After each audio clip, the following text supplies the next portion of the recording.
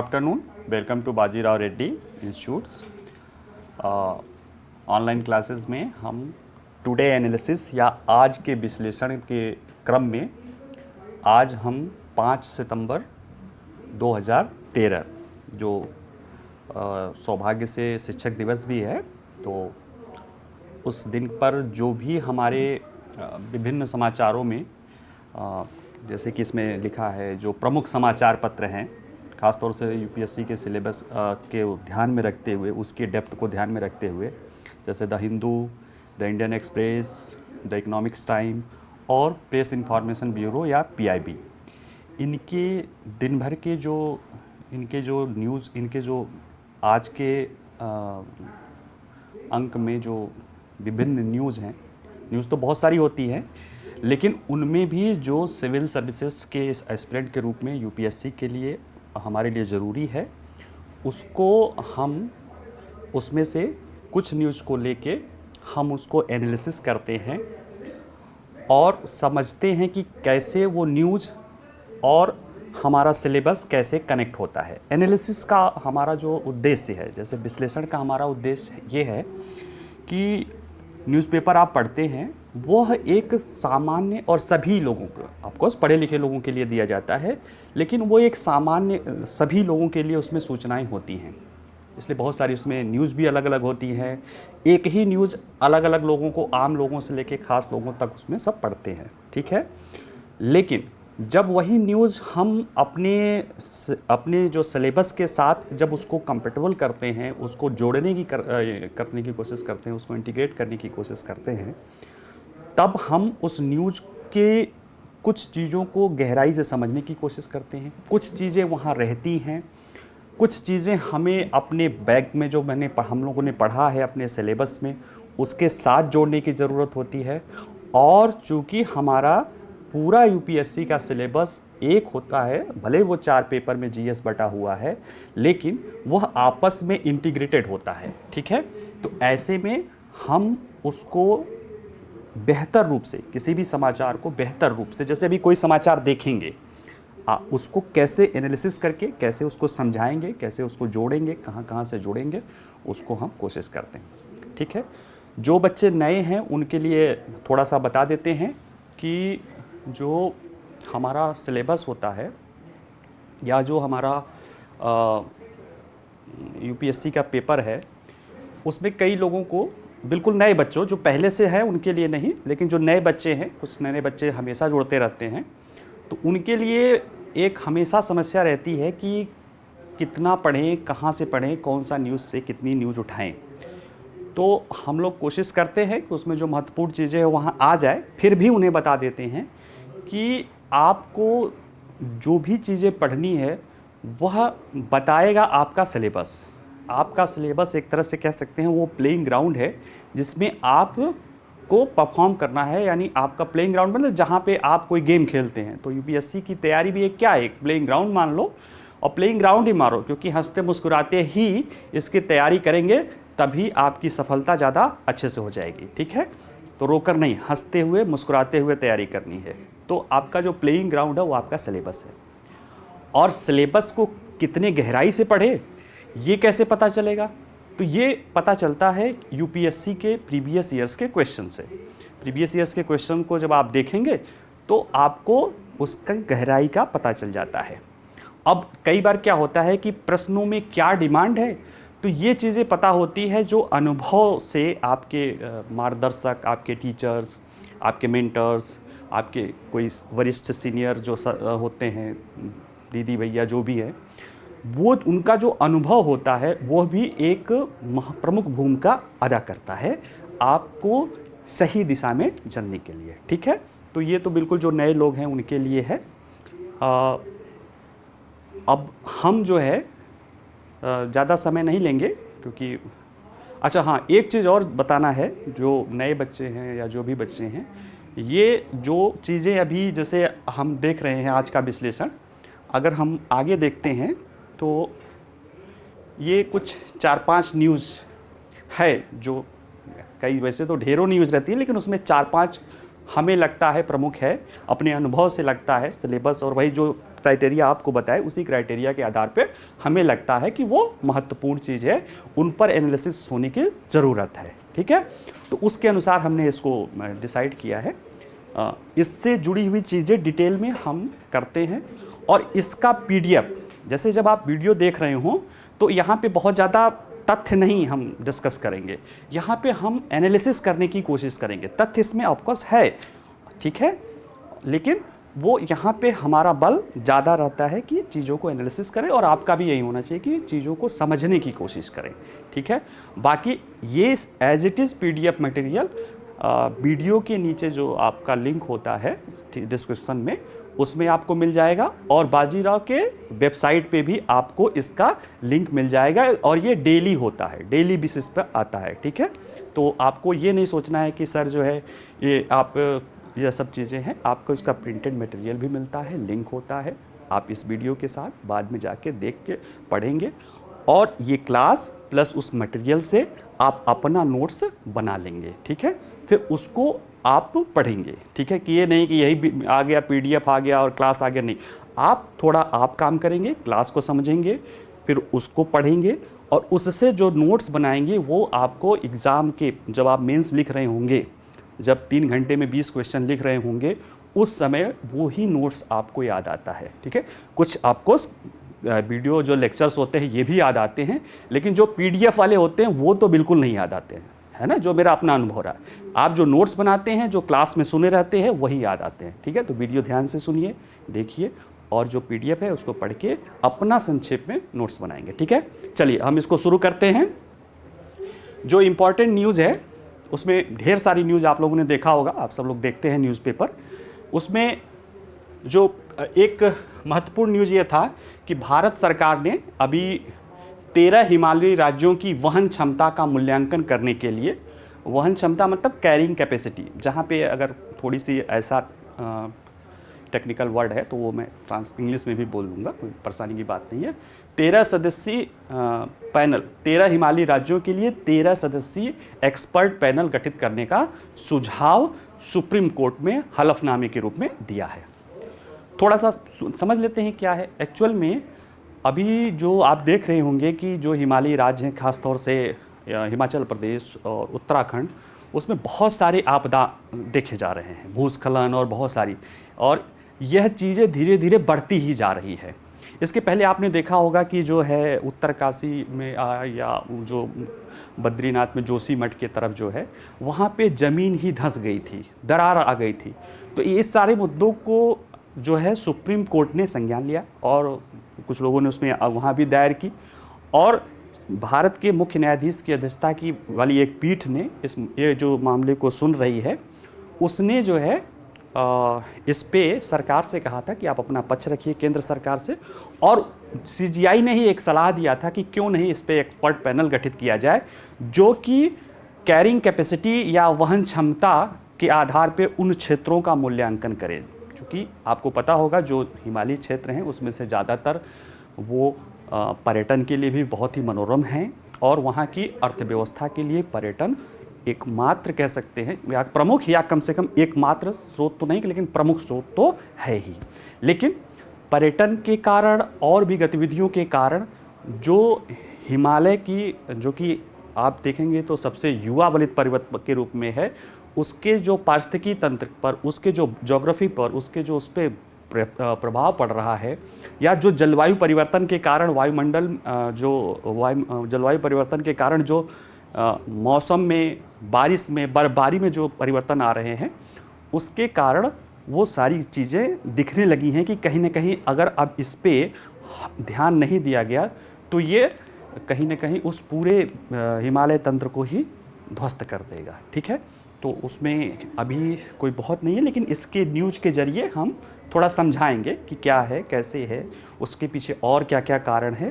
ठीक है, जो पहले से बच्चे चले आ रहे हैं उनको तो कोई दिक्कत नहीं है, लेकिन जो नए हैं उनको भी थोड़ा सा ब्रीफ करेंगे। ठीक है, अगला जो है उसमें है विक्रम लैंडर ने छलांग लगाई और सो गया, है ना। विक्रम लैंडर ने छलांग लगाई और सो गया। ये आपको पता होगा कि चंद्रयान-3 के तहत भारत ने चंद्रमा के सतह पे, दक्षिणी ध्रुव पे, सतह पे तो और लोग भी गए थे, हम उसमें भी जो सबसे कठिन क्षेत्र है दक्षिणी ध्रुव, जहाँ कोई नहीं गया था, वहाँ अपना एक लैंडर सफलतापूर्वक सॉफ्ट लैंडिंग कराई। लैंडर मतलब जो किसी ग्रह पे या उपग्रह पे, जो भी, जैसे यहाँ चंद्रमा है, वहाँ पे जो उतरता है उसे लैंडर कहते हैं, ठीक है। तो सॉफ्ट लैंडिंग कराई और फिर उसमें उसका नाम हमने विक्रम रखा है। इसके पहले भी भेजा था तो नाम विक्रम ही था, वही नाम विक्रम था। जो लैंडर है, जैसे विक्रम लैंडर है, वो उतरा, वो एक यान है जो एक्चुअल में चंद्रमा की कक्षा सतह पे उतरा। और उसमें एक ऐसा रिमोट ऑपरेटेड था, उसको कहते हैं रोवर, जो कि चांद की सतह पे चलता है, उसका नाम है प्रज्ञान, ठीक है। तो थोड़ा सा सूचना ये है, तो उसमें ये है कि ये इसरो ने विक्रम लैंडर में छलांग लगाई और सोया मतलब हाइबरनेशन, या उसको सेट कर दिया गया है। क्यों किया गया है, ये थोड़ा सा अलग है। ये एक्चुअल में जो चंद्रयान-3 गया था तो उस दौरान ये सब चीज़ें नहीं कही गई थी कि ये सब चीज़ें भी होंगी। जैसे वो था कि जो चंद्रमा, हमारा जो चंद्रयान है, आप लोग पहले भी पढ़े होंगे, नहीं पढ़े होंगे तो समझ लीजिए, एक चंद्र दिवस के लिए है, और एक चंद्र दिवस पृथ्वी का 14 दिन होता है, ठीक है।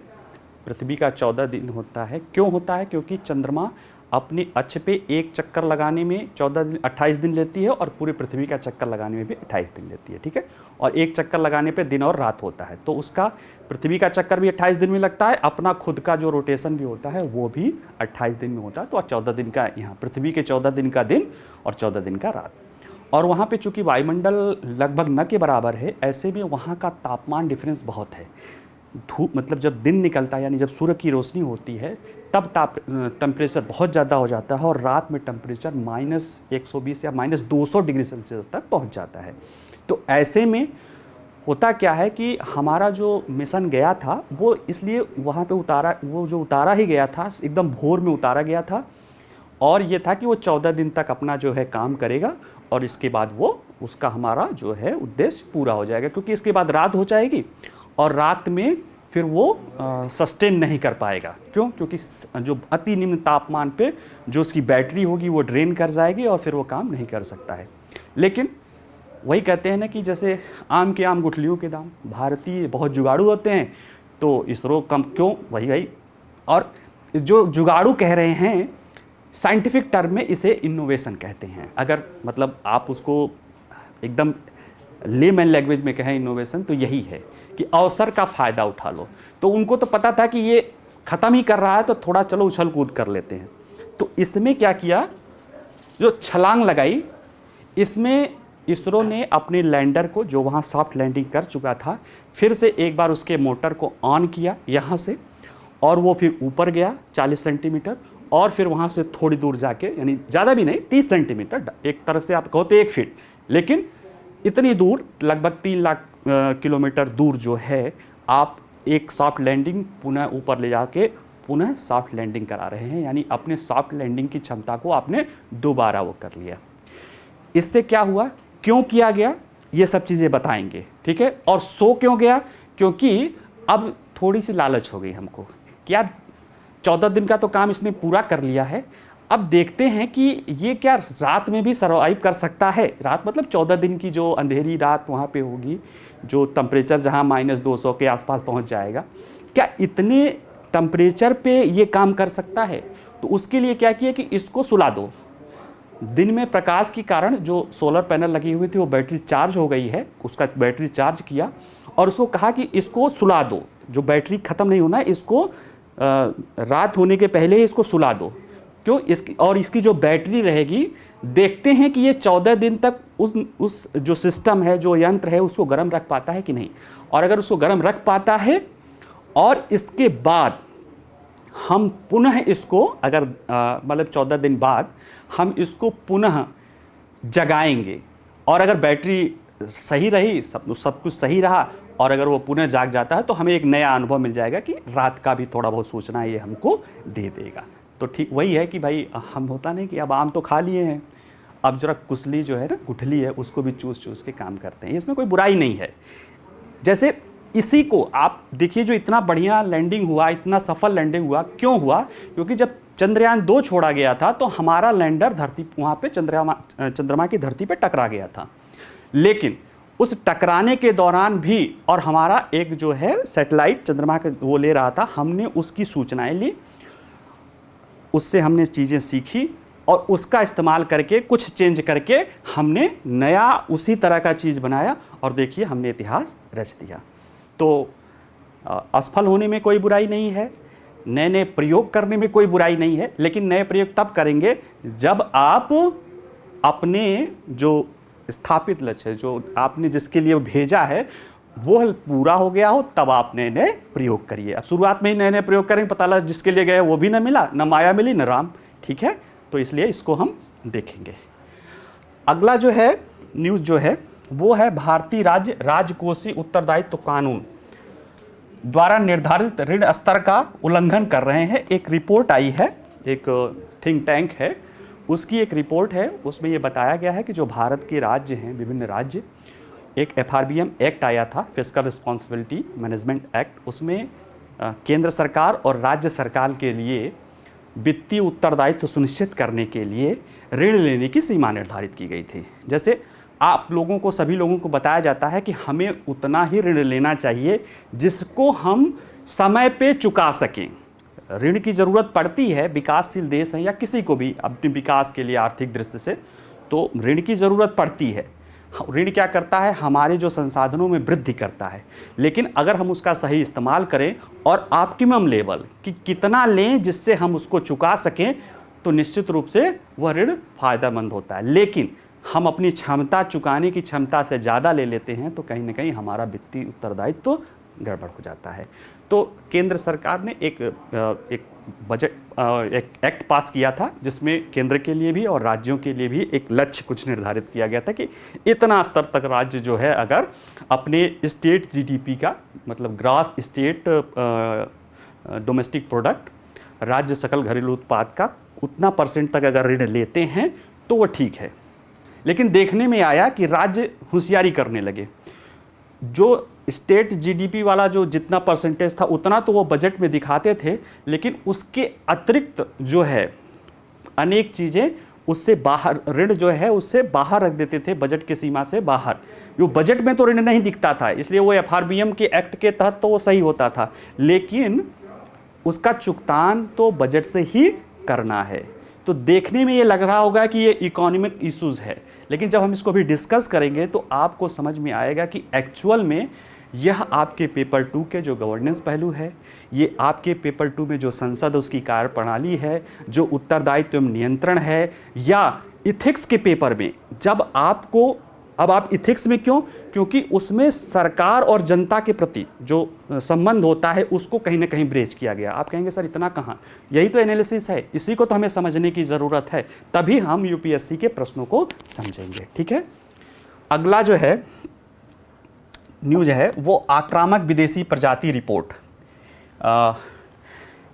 एलियन स्पेसीज, उसमें भी जो इन्वेसिव या जो आक्रामक हो जाती हैं, कि कई ऐसी प्रजातियां जो किसी क्षेत्र विशेष की नहीं होती हैं, लेकिन जब वो आती हैं तो वहाँ पे वो इतनी तेज़ी से फैलती हैं या इस तरह से प्रभाव डालती हैं जिसके कारण उस क्षेत्र विशेष की जो आम पारिस्थितिकी तंत्र है, बायोडाइवर्सिटी है, वो प्रभावित होने लगता है। जैसे सबसे प्रमुख आप देखते होंगे कि हर तालाब, नदी, उसमें जो जलकुंभी होता है, ठीक है, वो एक बहुत प्रमुख और शायद सर्वाधिक जो है चर्चित इन्वेसिव एलियन स्पेसीज है। ठीक है, तो उसके लेकर रिपोर्ट आई है, उसके बारे में है, थोड़ा फैक्चुअल है, थोड़ा समझने की कोशिश करेंगे। ठीक है, अगला न्यूज है जो आपका वो भारत का उत्तरी मैदानी क्षेत्र, जो दिल्ली, उत्तर प्रदेश, यानी जो आपका उत्तरी मैदानी क्षेत्र है, वहाँ पे देश का सर्वाधिक प्रदूषित क्षेत्र है और वायु प्रदूषण उसमें भी पार्टिकल 2.5 वह इतना खतरनाक स्थिति में है। उसकी वजह से या वो है कि अगर इस रिपोर्ट में देखा गया है कि जो WHO ने जो कुछ बताया है कि मानव की जीवन की गुणवत्ता, जीवन लाइफ एक्सपेक्टेंसी, जीवन प्रत्याशा, कि एक आदमी, एक स्वस्थ मनुष्य कितने साल तक जीवन जीने की इच्छा रख सकता है, ठीक है, उसमें 5 साल से ज़्यादा की कमी, और नॉर्थ में तो 8 और 9 वर्ष की कमी एवरेज आ जा रही है। एक रिपोर्ट आई थी ना कि सिगरेट पीने की ज़रूरत क्या है, हम तो वैसे ही मर जा रहे हैं, हमारा जीवन वैसे ही 8-9 साल कम हो गया है। तो ये नॉर्थ में जो पार्टिकल है वो, और ये समझिए कि हृदय के जो आघात हैं या जो और बीमारियां हैं उसका स्थान उसके बाद है। ठीक है, तो ये थोड़ा ब्रीफ हो गया है। अब चलते हैं, हम देखते हैं कि कैसे आगे आगे न्यूज़ है। ठीक है, भारत सरकार ने 13 हिमालयी राज्यों को वहन क्षमता का मूल्यांकन करने के लिए सुप्रीम कोर्ट में 13 सदस्यीय तकनीकी पैनल का गठन किया है। ये थोड़ा ब्रीफ अभी बता ही दिए हैं। इसमें देखिए कि केंद्र सरकार ने एक एफिडेविट दिया है। अगर इसको समाचार के सार के समझे, एक एफिडेविट मतलब हलफनामा, जो सरकार या कोई व्यक्ति जब उससे कोर्ट में अपना प्रमाणित करके देता है कि जो सूचनाएं दे रहे हैं वो तथ्य वो सही है, और उसके लिए वो बाइंडिंग हो जाता है कानूनी रूप से, और अगर उसमें गलतियां होती हैं तो आप कोर्ट के अवमानना के शिकार हो जाते हैं। तो वो है, उसमें उन्होंने सुप्रीम कोर्ट ने एक जो अभी मामला चल रहा है हिमालयी राज्यों के पारिस्थितिकी तंत्र को लेके, उसमें केंद्र सरकार को जवाब देने के लिए कहा गया था। तो उसने अपनी एक एफिडेविट लगा के बात की है। उसमें एफिडेविट में जो सबसे प्रमुख है उसका ये है कि वह इन राज्यों की वहन क्षमता का मूल्यांकन करने के लिए 13 सदस्यीय तकनीकी समिति टेक्निकल कमेटी बनाने का प्रस्ताव दिया है। ठीक है, और ताकि बार बार होने वाले भूस्खलन के कारण होने वाली मौतें और विनाश से सर्वोच्च न्यायालय को पहाड़ी कस्बे और शहरों की भार वहन क्षमता के पुनर्मूल्यांकन पर विचार करने के लिए प्रेरित किया था। ठीक है, यानी ये 13 सदस्यीय टेक्निकल कमेटी ये जांच करेगी कि उस हिमालयी राज्यों के लिए जो वहन क्षमता है, इसमें नीचे लिखा हुआ है वहन क्षमता ये होता है जैसे आप किसी क्षेत्र विशेष में रहते हैं, उसके सब सारी चीज़ें मिला के पर्यावरण बनती है। पर्यावरण में प्रकृति का एक पर्यावरण ये जो यानी नेचर का ये रहता है कि वो अपने लिए सस्टेनेबल के लिए वो प्रयास करता रहता है। यानी आप कुछ भी ऐसा करेंगे तो उसमें भी डिग्रेडेशन क्षमता या सेल्फ एडजस्टमेंट क्षमता होती है। जैसे हमारे शरीर में भी होती है ना कि छोटी मोटी बीमारी होती है तो सर्दी जुकाम या इधर उधर कोई वायरस अटैक आया, कोई बैक्टीरियल आया तो थोड़ा बहुत इधर उधर होकर ठीक हो जाता है। जैसे कई लोग दवा भी नहीं करते हैं, क्यों? क्योंकि वो आंतरिक क्षमता को करते हैं। लेकिन होता क्या है, जब हमारे ऊपर वायरस अटैक ज़्यादा हो गया तो क्या होगा, तब हमें उसको कहीं ना कहीं हमारा शरीर उसके लिए बीमार हो जाता है, वो प्रभावित होता है। इसी तरह से नेचर भी होता है, और नेचर का जो पारिस्थितिकी कोई विशेष तंत्र होता है उसके लिए होता है, और ये उसके पर्यावरण और पारिस्थितिकी के अनुसार अलग अलग होता है। हो सकता है कि 1 किलोमीटर में प्लेन एरिया में जो उपजाऊ एरिया हो, नदी घाटी क्षेत्र हो, वहाँ ढेर सारे लोग रह के सर्वाइव कर जाए, लेकिन किसी रेगिस्तानी क्षेत्र में, किसी आप कह सकते हैं समुद्री तटीय जलवायु वाले क्षेत्र, समुद्र तट वाले क्षेत्र में, या पहाड़ी क्षेत्रों में, उसमें भी हिमालय जैसे नवीन बरित पर्वत श्रेणियों में, उसके लिए अलग अलग होगा। जिस तरह के मकान हम अपने प्लेन में बनाएंगे उसी तरह के मकान या उसी तरह के उसको आप पहाड़ों पे या रेगिस्तान में इस तरह की चीज़ें नहीं कर सकते हैं। वो जो कारण होता है क्यों नहीं कर सकते हैं, उसके पीछे होता है कि हर पारिस्थितिकी तंत्र की एक वहन क्षमता है, कैरिंग कैपेसिटी है, जिसको वो आसानी से मैनेज कर लेती है। और जब उसका मैनेजमेंट नहीं होता है, जब उसका मैनेजमेंट कहते हैं कि गड़बड़ाता है, तो फिर क्या होता है, तब वो विनाश करता है, तब वहाँ पे समस्याएं आती हैं। सामान्य तौर से प्रदूषण आदि की समस्या होती है, लेकिन जब वो चीज़ें ज़्यादा बढ़ जाती हैं तो उसके कह सकते हैं कि उसके विनाशक परिणाम होते हैं। जैसे एक बहुत बड़ा इसी तरह की समस्या है जो पूरे कह सकते हैं धरती ग्रह के कैरिंग कैपेसिटी से ज़्यादा हो गया, वो है ग्रीन हाउस गैस उत्सर्जन। उसके दुष्परिणाम दिखने लगे हैं। ठीक है, और ये दुष्परिणाम अलग अलग पृथ्वी के अलग अलग क्षेत्रों में अलग अलग दिखते हैं। ठीक है, तटीय क्षेत्रों में अलग दिखता है, हिमालयन क्षेत्रों में या जो ऊंचे पहाड़ी क्षेत्रों में अलग दिखता है। ठीक है, तो वहाँ की जो संरचना है उसके अनुसार ज़्यादा वहाँ पे जो आवास आदि निर्माण होने लगे हैं, ध्यान में न रख के होने लगे हैं, तो वो उसके कारण भूस्खलन की समस्याएं बढ़ने लगी। ये सब नज़रें आपने देखा होगा कि बड़ी बड़ी बिल्डिंगें एक बार में तबाह हो जा रही। और इधर कुछ वर्षों में एक नई अवधारणा वहाँ दिखाई दी है, वह यह है कि हिमालय के जिन क्षेत्रों में बर्फबारी होती थी, यानी ज़्यादातर बर्फबारी होती थी, और बर्फबारी होता था तो क्या होता था कि बर्फबारी से वहाँ पे बर्फ़ जम जाती थी, लंबे समय से रहती थी, तो मिट्टी को भी मजबूत करती थी और फिर धीरे धीरे पिघल के बारहमासी नदियों के रूप में वो मैदानी क्षेत्रों में आती है। अब वहाँ पे दिख रहा है कि पहले जिन क्षेत्रों में बर्फबारी हो रही है वहाँ बर्फबारी नहीं हो रही है, बल्कि बहुत ज़्यादा बारिश हो रही है, बादल फट रहा है। उसके कारण क्या हो रहा है, उन बादलों से वो धरती जो है, जो उतना पानी की वहन क्षमता उनको नहीं है, और उसकी वजह से वो पहाड़ को लेके और उसको लेके नदियों में आ रहे हैं और वो भूस्खलन की दर को और बढ़ा दे रहे हैं। तो ये एक तो अनियंत्रित विकास इतना हो गया, शायद वहन क्षमता से ज़्यादा, और दूसरे हमने जो जलवायु परिवर्तन की समस्या पहले से क्रिएट की है, उसके कारण जो वहाँ पे मौसम में आ रहा है, बारिश सबसे ज़्यादा कहाँ हो रही है, हिमालय के क्षेत्रों में। उन क्षेत्रों में जहाँ पे बर्फबारी हो रही थी, अब वहाँ बर्फ उतना नहीं पड़ रहा, क्या पड़ रहा है, बारिश पड़ रहा है। उसके जो दुष्परिणाम होंगे उतना डिटेल में हम लोग नहीं जाएंगे, लेकिन होंगे। इसी चीज़ को ध्यान में रखने के लिए कोर्ट ने जो है सरकार से कहा था कि आप अपनी कोई बात बताओ।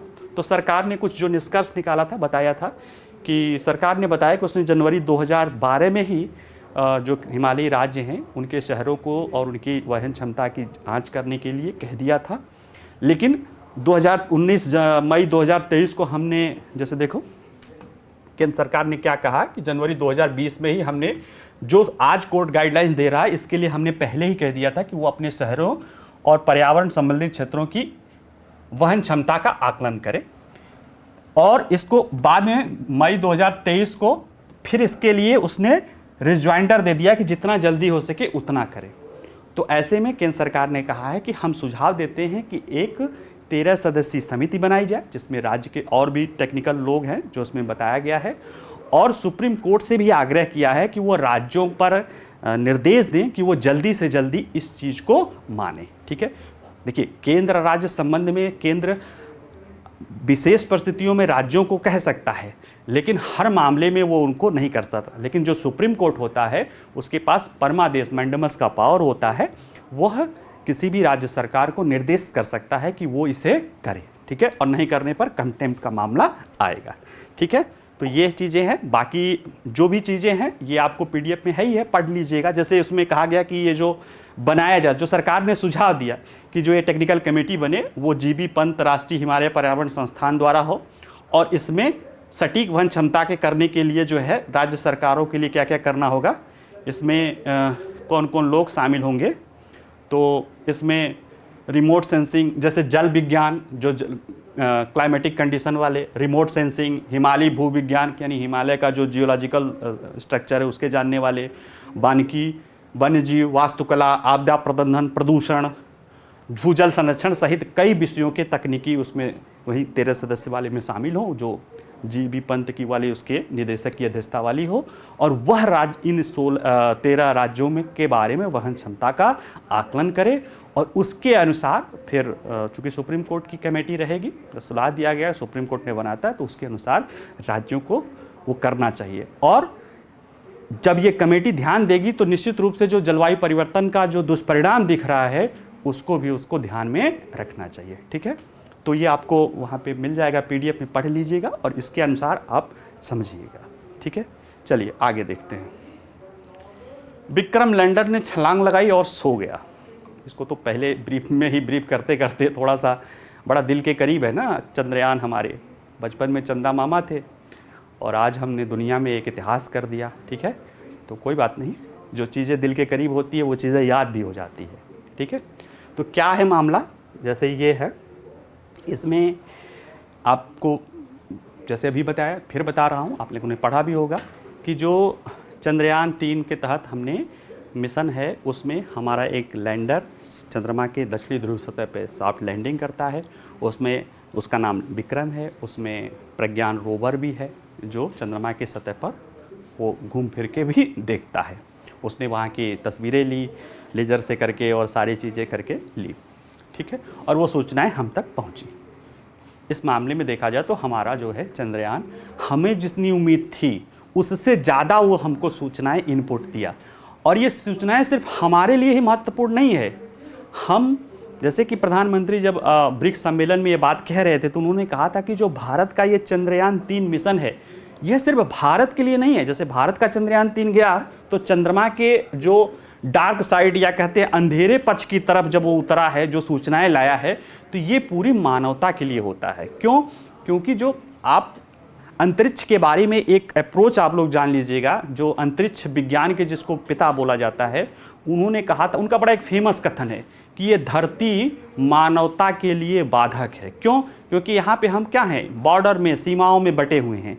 अंतरिक्ष क्या है, मानवता के रास्ते में रुकावट नहीं आता है। इसका मतलब वो ये भी कहना चाह रहे थे कि अंतरिक्ष मानवता के सामूहिक के लिए होता है, उसका कॉलोनाइजेशन या इस तरह का नहीं होना चाहिए। हालांकि अब ट्रीटी उटी बन गई है, लेकिन फिर भी जो भी अंतरिक्ष एक्सप्लोरेशन होते हैं उसके फायदे संपूर्ण मानवता को मिलने वाले होते हैं। आपको श्रेय हमें मिलेगा क्योंकि हमने किया है, या जो देश जैसे नासा करता है तो नासा को श्रेय मिलता है, तो जो देश करता है उसको श्रेय तो मिलता है, लेकिन उसका लाभ जो पूरी मानवता है उसको मिलती है, ठीक है। तो इस तरह के मिशनों को हम उतने ब्रॉड माइंडेड में सोचने की कोशिश करते हैं। अब ये जो मामला है कि जो छलांग लगाई और सो गया, वह देखा जाए तो इसको नाम हॉप प्रयोग या छलांग लगाना प्रयोग किया गया, ठीक है। जब हुआ क्या कि ये इसका ख़त्म होने वाला था, जो है 14 दिन होने वाला था, और अभी हम लोगों ने आदित्य एल1 मिशन छोड़ा है। उसकी जब सफल लैंडिंग करा दी तो इसरो ने एकाएक एक प्लान बनाया कि क्यों ना कुछ नया कर दें, कुछ तूफ़ानी कर देते हैं, ठीक है ना। तो तूफ़ानी करने के चक्कर में कहें कि थोड़ा सा उछल कूद कर लेते हैं। भाई अब यहाँ पे बैठे बैठे ये थक गया होगा तो थोड़ा उछल कूद लेते हैं, देखते हैं हम ये कर पाते हैं कि नहीं। हम अपनी जो लैंडर है उसे वापस उठा सकते हैं और फिर सॉफ्ट लैंडिंग करा पाते हैं कि नहीं। हमने एक बार तो चलो हो गया, अब ये होगा कि यार कुछ लोग सोच रहे होंगे कि यार ये तो किस्मत से भी हो गया होगा, हालांकि ऐसा नहीं है। फिर हम उस चीज़ को दोहरा सकते हैं कि नहीं, क्योंकि वैज्ञानिक प्रयोग, वैज्ञानिक जो अध्ययन होता है वो क्या होता है, किसी भी एक प्रक्रिया को बार बार हम दोहरा सकने में सक्षम हो सके। तो हमने एक बार किया, फिर हमने अब चूंकि दोबारा लैंडिंग करानी थी तो ऊपर ले जाना होगा, तो ऊपर ले गए और हम फिर उसको सॉफ्ट लैंडिंग कराइए। इससे दो चीज़ हो गया कि भविष्य में जो उससे सूचना मिली उससे ये हुआ कि कैसे चंद्रमा के सतह से ऊपर बूस्ट करके उठाया जा सकता है और उसे फिर से लैंड कराया जा सकता है। अब जैसे जो चंद्रमा का अगला मिशन भारत का सोच है, जो अगला चंद्र मिशन है, उसमें यह है कि हम अब ऐसा चंद्र मिशन भेजेंगे जो चंद्रमा के सतह का मिट्टी या नमूना लेकर आएगा।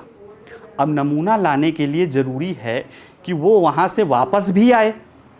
भाई अब ये गया, यहाँ हो गया, ये तो वहीं पर पड़ा रहेगा, इसमें वो नहीं एक वापस आए।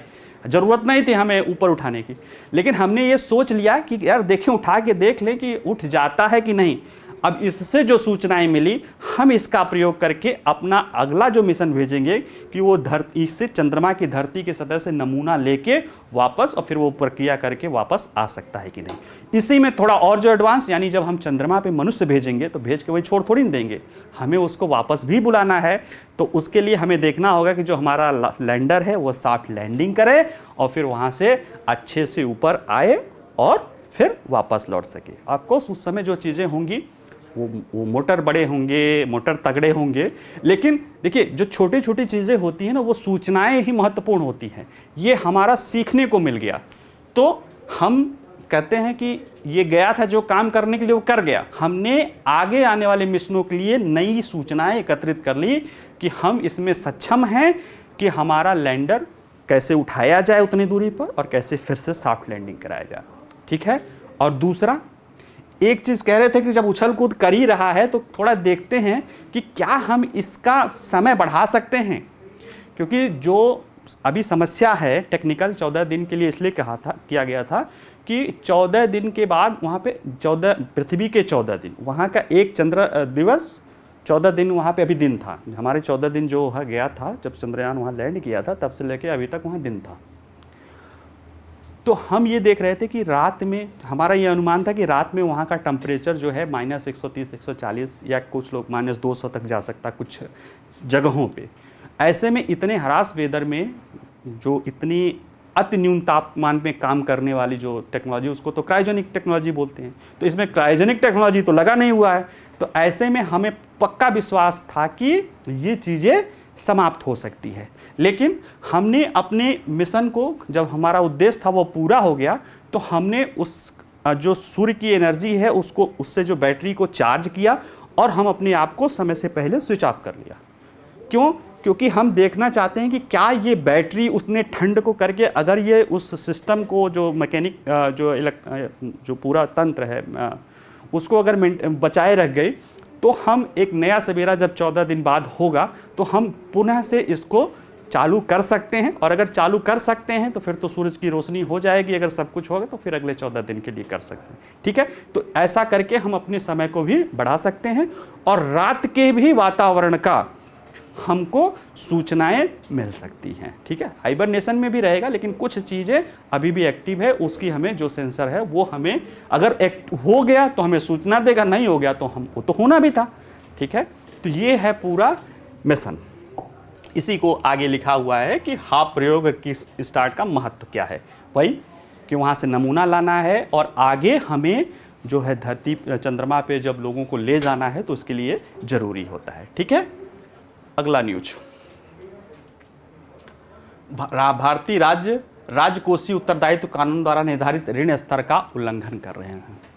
देखिए, मैंने कहा था ना कि ये देखने से लग रहा है कि ये बजट, ऋण, राजकोषीय, जीडीपी, ये सारी चीज़ें इकोनॉमी का है, लेकिन एक तो आप जब सिलेबस देखेंगे तो भी उसमें कुछ चीज़ें भले जीडीपी यूडीपी हो, लेकिन बजट आदि की चीज़ें हम पढ़ते हैं, प्री में पढ़ते हैं, लेकिन ये जो चीज़ें हैं ये है कहीं न कहीं आपके गवर्नेंस है और गवर्नेंस के साथ साथ आपकी इथिक्स पेपर से भी जुड़ा हुआ है। जो आपका इथिक्स का लास्ट टॉपिक होता है ना, प्रोबिटी इन गवर्नेंस, उससे जुड़ा हुआ है। और ये भी कोई एक व्यक्ति का नहीं, एक देखा जाए कि पूरे संस्थागत आपकी कहीं ना कहीं आपकी प्रोबिटी या आपकी इथिक्स पे प्रश्न है। कैसे, ज़रा उसको समझते हैं। पहले जो भी सरकारों का वो होता हो रहा हो, वर्तमान में हम भारत में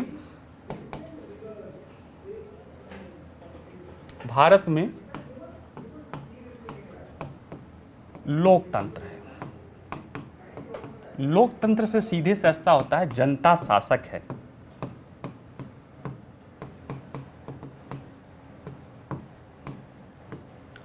और जो वर्तमान में हम लोकतांत्रिक प्रणाली अपना रहे हैं, जैसे अगर हम पूछें कि लोगों को जनता शासक है, लेकिन लोग जो हमारे चुने हुए प्रतिनिधि हैं, क्योंकि संख्या बहुत ज़्यादा है, तो इतनी ज़्यादा, जैसे जनता तो शासक है, सभी को शासक बना दो तो शासन तो हो चुका।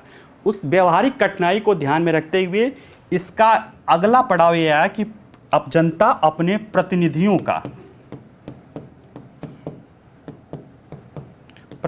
का चुनाव करती है।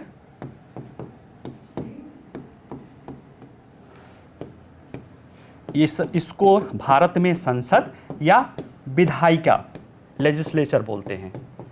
ठीक है, ये जनता के संसद चुनती है और इनके द्वारा शासन कार्य किया जाता है।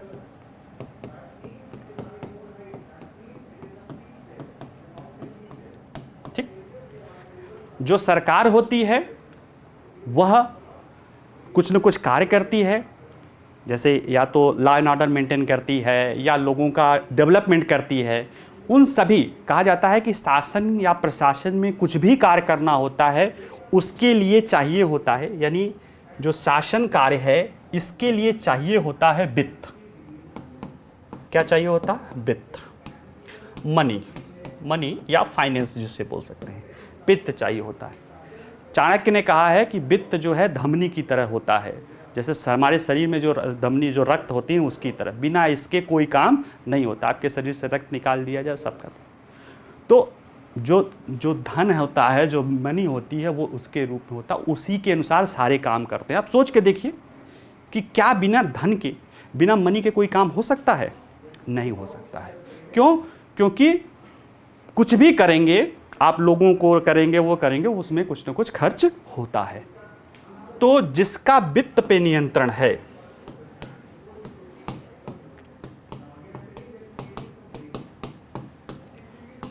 वही वास्तविक शासक है।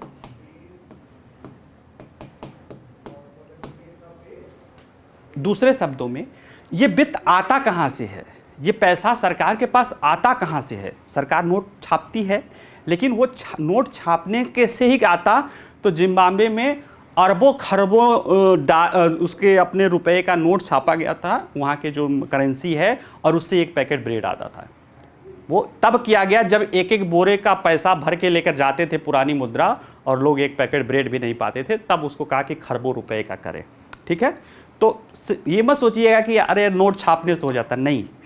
जो भी वित्त आता है वह हमारे आप से, हमारे लोग यानी आम लोगों से करों के द्वारा आता है, हमारे आप के द्वारा, करों के द्वारा आता है। और हम वो कर इसलिए देते हैं कि ये हमारे प्रतिनिधि जो जिनके नियंत्रण में प्रशासन है, वह क्या कर सके, हमारे लिए बेहतर व्यवस्था कर सके। और ये हमारे लिए, इन पर अगर हमारा नियंत्रण रहेगा तब ये बेहतर रूप से काम करेंगे। तो ये जो वित्त पर नियंत्रण होता है वो जनता के प्रतिनिधियों या संसद या विधायिका का होता है। संसद विधायिका ने एक कानून पास किया कि सरकार, जैसे अगर थोड़ा सा और डिटेल में जाएं, जल्दबाजी न करें, थोड़ा और डिटेल में जाएं, तो संसद कैसे नियंत्रण करती है सरकार पे? वित्तीय नियंत्रण या उस तरफ बजट के द्वारा। बजट में सरकार संसद के समक्ष लाती है, उसमें भी देखिए जो मनी बिल होता है वो लोकसभा के प्रति होता है। क्यों? क्योंकि वास्तव में जनता के तो वही प्रतिनिधि होते हैं। ठीक है? तो हम उतना डिटेल में नहीं जाएंगे, समझिए कि संसद के समक्ष बजट आता है। बजट में कंसोलिडेटेड फंड से जो खर्च करना होता है, जो आना होता है, सबके बारे में होता है। और जब संसद यानी लोकसभा जब उसको पास कर देती है, तभी सरकार उसमें से पैसा खर्च कर सकती है, उसके अन्यथा नहीं। ठीक है? तो इसी तरह कि खर्च करना और उस पर कितना खर्च करना, कितना आय होगा, ये सब जनता के प्रतिनिधि संस्था संसद द्वारा निर्धारित होती है। और यह प्रशासन पे नियंत्रण का बहुत बड़ा उपकरण है। और यह जो नियंत्रण है बजटीय प्रणाली, वो वित्तीय नैतिकता का भी होता है कि हम आपसे, जनता से, 1 रुपया 1 पेनी कहते हैं ना, कि एक भी पैसा ले रहे हैं तो हम उसके प्रति उत्तरदायी होते हैं। इसी तरह और उत्तरदायित्व तो सुनिश्चित करने के लिए कि राजकोषीय, जैसे मैंने कहा कि खर्च करने के लिए सरकारें ऋण लेती हैं, उन ऋण को मैनेज करने के लिए कि कहीं ज़्यादा ना हो जाए, कहीं कि भरना तो सरकार को ही है भाई, आप ज़्यादा ले लेंगे तो इस नई पीढ़ी, अगली पीढ़ी को भरना पड़ेगा। और अंततः वह किसको भरना होगा? अंततः ये वित्त आता कहाँ से है? जनता से। जनता शासक है तो जनता के ही जेब से आना है। ठीक है? तो इसलिए यह एक अनुशासन निर्धारित रहे, एक कानून के तहत, FRBM के तहत, फिस्कल रिस्पॉन्सिबिलिटी मैनेजमेंट एक्ट के तहत ये लाया गया कि केंद्र सरकार कुछ पार्टिकुलर अपने GDP के अनुसार ऋण ले सकती है, उनमें उसको ज़्यादा छूट है क्योंकि उसको बहुत सारे ऐसे कार्य करने होते हैं जो राज्य सरकारों को नहीं करना होता है। और विभिन्न राज्य सरकारों के लिए उनकी स्टेट GDP के आधार पर ऋण की सीमा निर्धारित है, जिनका वो उल्लेख उनको बजट में करना रहता है कि हमने इतना ऋण लिया। जो पैसा आया उसमें दिखाया जाता है कि इतना ऋण लिया, और पैसा जो ऋण का चुगतान करते हैं वो भी दिखाना होता है। ठीक है? तो वो उनके लिए एक लिमिट था। लेकिन कई राज्य सरकारों ने, चूंकि उसके एक्ट के तहत वो बंधे हुए थे, तो उससे बचने के लिए, जैसे आपके घर वाले ने, आपने कहा कि भाई आप जो है 100 रुपये से ज़्यादा कर्जा नहीं ले सकते, लेकिन आपको खर्चा ज़्यादा करना है, तो आप क्या करोगे?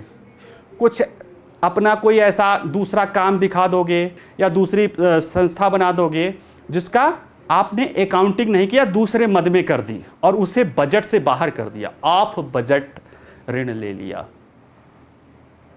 ठीक है? यानी कि जो ऋण आपने लिया उसका भुगतान तो वहीं से जाना है, किसी और मद से, लेकिन उस बजट पे अगर आप उस ऋण को वहां रखते तो ये तो पता चल जाता कि वो ऋण की सीमा के बाहर हो गया है, और हो सकता उसकी आलोचना करनी होती, और जनता के प्रतिनिधियों के द्वारा अंततः जनता उन पे नियंत्रण रखती। लेकिन उससे बचने का नया तरीका निकाला गया कि उसे बजट की जगह कुछ उसमें तकनीकी पहलुओं का कुछ नया, जैसे एसपीबी स्पेशल पर्पस व्हीकल बना दिया गया, पब्लिक जो कह सकते हैं कि पब्लिक सेक्टर ऑर्गेनाइजेशन लोक उपक्रम के आधार पर ऋण आदि जो खर्चे आदि करके, यानी उसे बजट से बाहर कर दिया गया। हुआ क्या इससे, जब देखा गया, जोड़ा गया, जैसे इसमें देखिए जब ये राज्य सरकार सभी के लिए, जरा सा इसमें आप नीचे देखिए, अभी सबको आप सब पढ़ेंगे, सारी चीजें हैं। देखिए जो तेलंगाना है, जहां सब आप देख लीजिए कि सबसे ज्यादा इस तरह की जो ऋण की सीमा है वो आंध्र प्रदेश में है, फिर तेलंगाना में है। तो जरा तेलंगाना का देख लीजिए या आंध्र का ही देख लीजिए, कहीं किसी एक का देख लेते हैं, वो सभी अमूमन ऐसे ही है। तेलंगाना है वो 97,940 करोड़ का उसका ऋण दिखाया था, मतलब उधार करता है, और वो राज्य सकल घरेलू उत्पाद के 10%, यानी जो बजट से बाहर इसने इतना ऋण ले रखा है। और जब इसको जोड़ा जाता है तो उसके आंकड़े, जैसे आंध्र में देखिए 15 से 21 के दौरान जो कुल देनदारियां इसने दिखाई कि 35% से अधिक नहीं है, यानी दिखाया कि हम 35% ही अपनी स्टेट जीडीपी का हमने ऋण लिया है। लेकिन जब आप द बजट रिकॉर्ड देखा गया तो ये आंकड़ा 44% से अधिक हो गया। और ये कहीं ना कहीं किसके बजटी तंत्र के विरुद्ध क्या है, ये सही नहीं है। तो यानी ये किस चीज से जुड़ गया, उत्तरदायित्व नियंत्रण, संसदीय कार्यप्रणाली में बजट प्रक्रिया, और साथ ही साथ आप जब इथिक्स का पेपर पढ़ेंगे तो ये कहीं ना कहीं सरकारों का भी प्रोबिटी नहीं है। क्यों? क्योंकि सरकार किसके प्रति उत्तरदायी, जनता के प्रतिनिधि संस्था संसद के प्रति।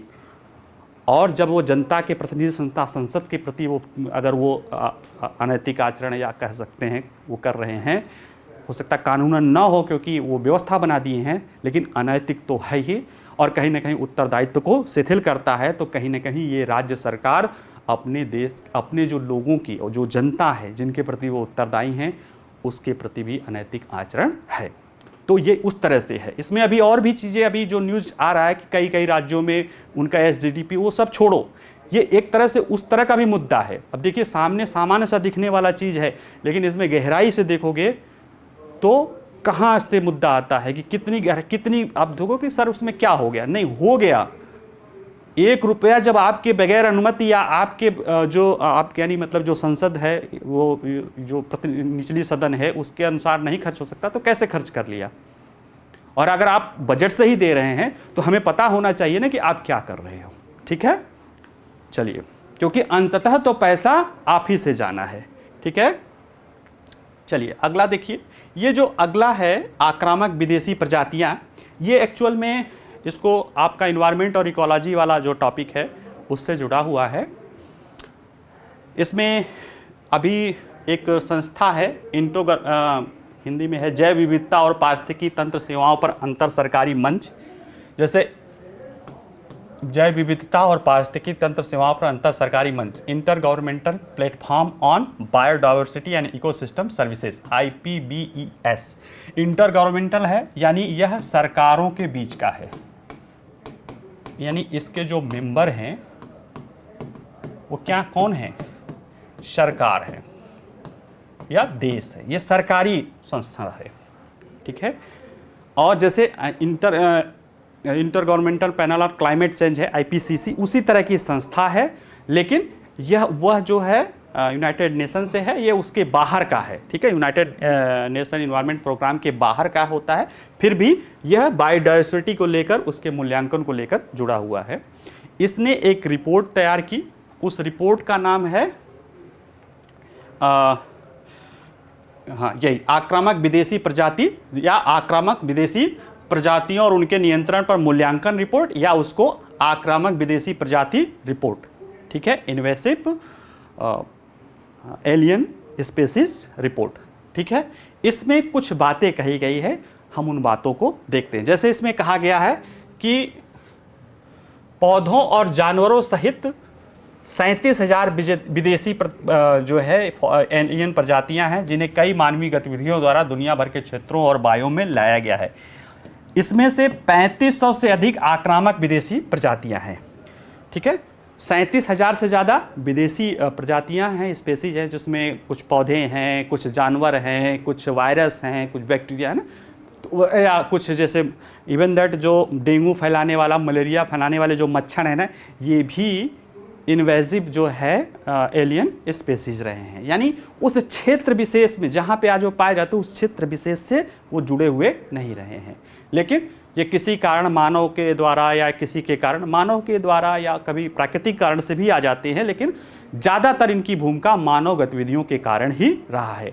कई बार मानव ने अपने लिए कोई चीज़ें लाई है, जैसे अमेरिका से हमारे यहाँ जब हरित क्रांति के समय गेहूं का बोनी प्रजाति है, उसके साथ साथ गेहूं का मामा भी आ गया था। ठीक है, ऐसे बहुत सारे जलकुंभ भी, ठीक है, और भी ऐसी बहुत सारी चीज़ें हैं जो इन्वेसिव हैं, जो यहाँ के एलियन हैं, और जब वो वहाँ के पारिस्थितिकी तंत्र और जो वहाँ की मूल प्रजाति होती है उसको नुकसान पहुँचाने लगता है, तो वो आक्रामक हो जाती हैं। ठीक है, इनकी संख्या लगभग 3500 है और इनके द्वारा 60% वैश्विक पौधों और जानवरों के विलुप्त होने में महत्वपूर्ण, यानी ये इतने वो हैं कि 60% वैश्विक पौधों और जानवरों को की प्रजातियों को इन 3500 इन्वेसिव प्रजातियों द्वारा नष्ट कर दिया गया है।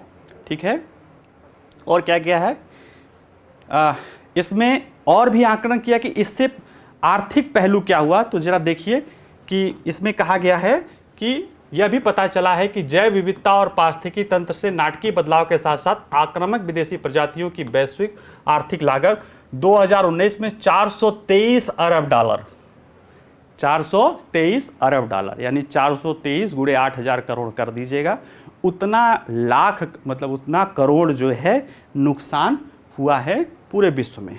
और 1970 के बाद से हर दशक में लागत कम से कम चौगुनी हो गई है। क्यों?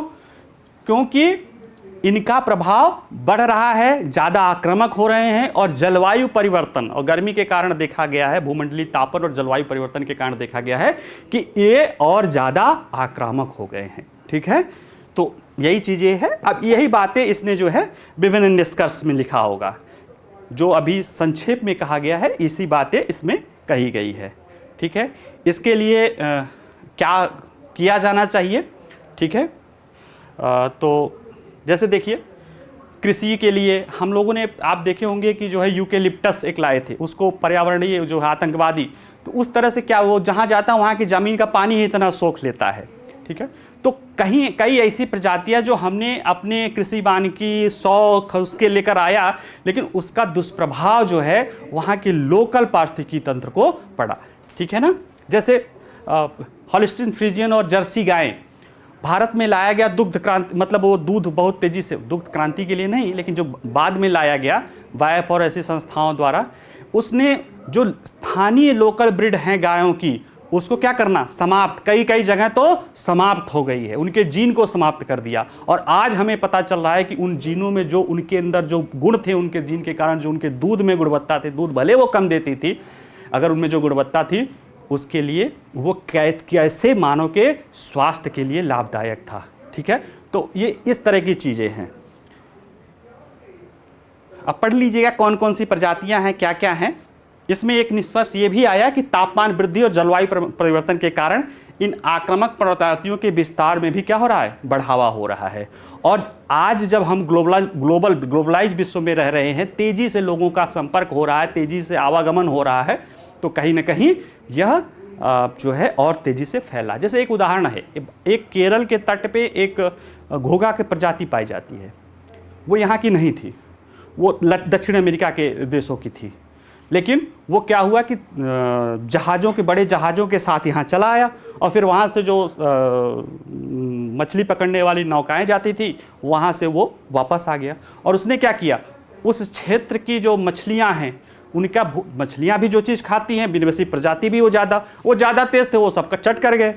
तो उस क्षेत्र की मछलियों के उत्पादन पे प्रभाव पड़ा, यानी उस क्षेत्र के खाद्य व्यवस्था पे, खाद्यान्न तंत्र पे पड़ा है। ठीक है, तो ये चीज़ें इनकी ये भी दिखा रहा है। इसके लिए जो व्यवस्था बताई गई है वो ये है कि सरकारी जो है एक सम्मेलन हुआ था मॉन्ट्रियल, देख लीजिएगा, ये प्री के मैटर हैं, तो आप इसके कुमनिंग मॉन्ट्रियल में वैश्विक जीवितता सम्मेलन हुआ था, उसमें ये बात कही गई कि 2030 तक कैसे कम किया जाए। ठीक है, और इसके बाद ये तथ्यात्मक सूचना है कि ये जो पारिस्थितिकी सेवा अंतर सरकारी मंच है IPBES क्या है, इसके बारे में बता दिया गया है। अगला इसमें पढ़ लीजिएगा कि इसमें कौन कौन से शामिल हैं। जैसे देखिए इसमें IPBES क्या है, सरकारें हैं, सरकारों के बाद इसमें इंडिजीनियस एंड लोकल और कम्युनिटी भी जुड़ा होता है, UN ऑर्गेनाइजेशन एग्रीमेंट भी हैं, इंटर गवर्नमेंटल कन्वेंशन भी है जैसे UNCCD, साइंटिफिक कम्युनिटी भी है, नॉन गवर्नमेंट ऑर्गेनाइजेशन भी है, बिजनेस एंड इंडस्ट्री भी है, सरकार ये और ये IPBES, इस तरह से कन्वर्जन है, अंततः ये सब जुड़े होते हैं। ठीक है, चलिए अगला जो है, भारत का उत्तरी मैदानी क्षेत्र देश का सर्वाधिक प्रदूषित क्षेत्र है। अब ये देखिए इसमें ये जो बात कही गई है कि जो वायु गुणवत्ता जीवन सूचकांक 2021 में जो डेटा आया है कि जो पार्ट मेट्रिकल 2.5 है उसके बड़े होने के कारण जो देखा गया, जो बहुत महत्वपूर्ण चीज़ आई उसमें ये था कि जो देखिए AQL डेटा इस बात पर जोर देता है कि परिवेशी कण जो पार्टिकुलर मैटर होते हैं उसमें भी जो प्रदूषण जो होता है वो मानव स्वास्थ्य के लिए दुनिया का सबसे बड़ा बाहरी खतरा है। अगर आप इसके डेटा को इधर से देख लें, यहाँ पे है देखिए P2.5 रिलेटिव WHO गाइडलाइन में ये 5.3 यानी 5.3 साल एक लाइफ एक्सपेक्टेंसी जो है आपका कम कर देता है ये प्रदूषण। कार्डियोवैस्कुलर डिजीज यानी हार्ट आदि जो है 4.5 साल कम करता है और ये 5.3 साल। हाई सिस्टोलिक ब्लड प्रेशर जो है वो उससे कम करता है, आप 2.5 के आसपास करता है।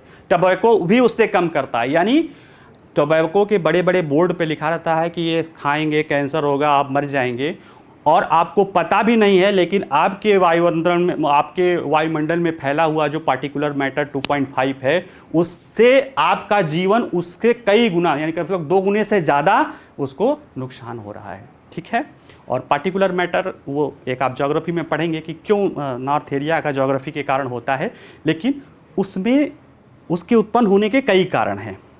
कई बार क्या होता है ना, जैसे अभी एक नया रिसर्च आया था, आप लोगों ने इलेक्ट्रिक व्हीकल आप लोगों ने बहुत पढ़ा होगा, बहुत अच्छी चीज़ है, कार्बन उत्सर्जन को कम करता है। लेकिन ये भी रिसर्च देखा गया कि जो इलेक्ट्रिक व्हीकल है उनमें बैटरी का वजन इतना ज़्यादा होने के कारण जो उनके टायर हैं वो बहुत ज़्यादा घिसते हैं आम गाड़ियों के अपेक्षा। उसके कारण ये इस तरह से कण जो है, कार्बन कण जो है वातावरण में बड़ी तेज़ी से फैल रहे हैं। और सोच के देखिए कि जब सारे वो आएंगे तो क्या स्थिति होगी। तो इसलिए कहने का अर्थ है कि ये क्यों है वो तो है ही है, लेकिन कई बार हमें इन चीज़ों को भी समझना पड़ता है। ठीक है, ये बाकी वो सारी चीज़ें जो मैं अभी बताया हूँ या जो पहले बताया गया है उसी में भी है। जीवन प्रत्याशा क्या होता है, देखिए इसमें जो एक थोड़ा सा तथ्यात्मक और बड़ी रोचक चीज़ें हैं कि AQIL air quality life index जीवन प्रत्याशा लाइफ एक्सपेक्टेंसी क्या होती है। लाइफ एक्सपेक्टेंसी क्या होता है कि एक स्वस्थ मनुष्य कितना वर्ष तक जीवन जीने की इच्छा रख सकता है। ठीक है, उसमें कई सारे जो कारण जैसे पहले भारत में कम था, पुरुषों का कम है, महिलाओं का ज़्यादा है, तो ये देखा गया कि पुरुष जो है पहले के पुरुष जो है उनको उस तरह की गतिविधियाँ शारीरिक श्रम या लड़ाई आदि करनी रहती थी, महिलाएं कम, और जो है पुरुष जो है नशा आदि इत्यादि करते थे, इसलिए जो है उनका लाइफ एक्सपेक्टेंसी कम रहती है। अब ये देखा गया है कि अध्ययन में क्या पाया गया है कि अतिरिक्त 10 ग्राम पर घन मीटर PM पार्टिकल 2 के संपर्क में रहने से जीवन प्रत्याशा 0.98 वर्ष यानी लगभग 1 वर्ष कम हो जाती है। यानी कि पार्टिकुलेट मैटर 2.5 अगर 10 ग्राम घन मीटर बढ़ गया तो आपकी जीवन प्रत्याशा 0.98% यानी आप कह सकते हैं कि लगभग 1 वर्ष घट सकती है। और नॉर्थ इंडिया के लोगों के लिए, मैदानी क्षेत्रों के लिए एक बड़ी चुनौती है, क्योंकि अगर आंकड़े देखिए कि यहाँ पे जो औसत भारत में दिख रहा है कि जो है 5% रहता है, वहाँ पे देखिए वो 5.3% पूरे भारत का औसत जीवन प्रत्याशा कम हो रही है। उत्तरी मैदानी इलाकों में ये प्रदूषण बना रहता है तो औसत निवासी की जीवन प्रत्याशा लगभग 8 वर्ष कम हो जाएगी। यानी आप लोग मत सिगरेट पीजिए, मत कोई गुटखा वो करिए, बहुत सही रहिए, लेकिन आपका जीवन प्रत्याशा औसत रूप से यानी आपका जीवन 8 वर्ष कम हो जाएगा अगर इसी तरह के प्रदूषण को बढ़ने दिया जाए। ठीक है, चलिए, हमें लगता है कि हमारा आज का जो है हो गया, तो थैंक यू। आप इसका जो आप बता देते हैं कि इसका जो PDF मटेरियल है वीडियो के, उसमें जो लिंक होता है, जो डिस्क्रिप्शन होता है, उससे आप डाउनलोड कर सकते हैं, और जो हमारा बाजीराव का जो वेबसाइट है बाजीराव रेड्डी का, वहाँ से भी जाके आप ले सकते हैं। कैसे पढ़ना है ये वीडियो सुनिए, इसको समझिए, बाकी सारे तथ्य इसमें हैं, एज इट इज़ PDF में मिल जाएंगे। उसके दौरान उसको जोड़कर आप अपना नोट्स बना लीजिएगा, वही नोट्स आपको एग्ज़ाम में सफलता दिलाएगी। ठीक है, चलिए, थैंक यू।